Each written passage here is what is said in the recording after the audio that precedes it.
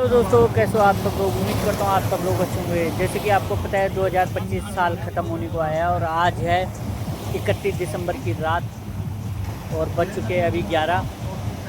और मैं उम्मीद करता हूँ कि जितने भी मेरे दोस्त हैं, फेसबुक फ्रेंड्स हैं, यूट्यूब फ्रेंड्स हैं, सब से ये उम्मीद करता हूँ कि जो आपने 2025 में गलतियाँ करी है वो आप 2026 में उन गलतियों को सुधारने की कोशिश करें ताकि आप अपने उज्जवल भविष्य की कामना कर सकें आगे के लिए। और मैं भगवान से भी यही प्रार्थना करूँगा कि आप लोगों की भविष्य का जितना भी ज़्यादा समाधान हो सके उतनी ज़्यादा समाधान हो।